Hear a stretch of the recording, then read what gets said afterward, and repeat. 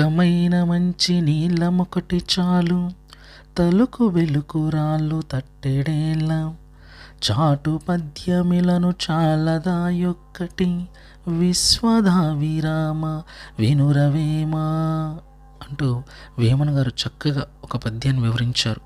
మరి దీనిలో ఉన్నటువంటి భావం ఏంటంటే, తలుకు తలుకుగా మెరిసేటువంటి రాళ్ళు తట్టెడేల అంటే ఎన్ని ఉన్నా ఏం ప్రయోజనం, వాటిలో ఆ మెరిసేటువంటి ఆ యొక్క రత్నములలో నిజమైనది, శ్రేష్టమైనది, విలువైనది ఒక్కటుంటే సరిపోతుంది అని చెప్పారు. అలాగే ఎన్ని వ్యర్థమైనటువంటి పద్యాలున్నా ఏమి ప్రయోజనం, కానీ నీతి కలిగినటువంటి పద్యము, అర్థవంతమైనటువంటి పద్యము, రసవంతమైనటువంటి పద్యము, ఒక చాటు పద్యం ఉంటే సరిపోతుంది, అదే శ్రేష్టమైనది అని కవి చక్కగా తన పద్యం ద్వారా కొన్ని విషయాలు వివరించగలిగారు. అంటే నిజమైనది ఒకటి ఉంటే సరిపోతుంది అన్న ఉద్దేశంతో కవి చక్కగా వివరించారు.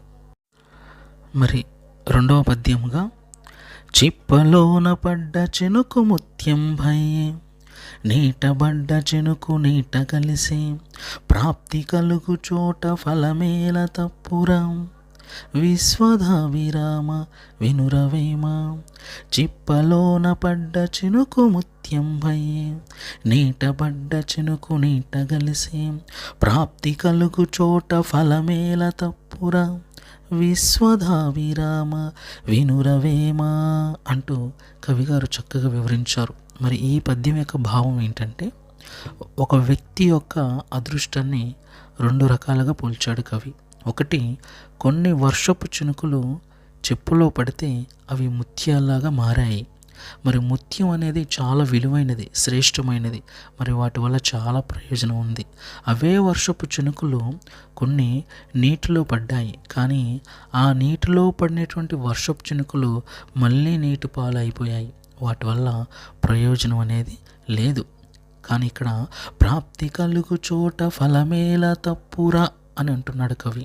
అంటే ఒక మనిషికి సరైన అవకాశం లభిస్తే ఆ అవకాశానికి అతను చేసేటువంటి ప్రయత్నానికి తప్పకుండా ఫలితం వస్తుందని కవి చక్కగా వర్ణించాడు.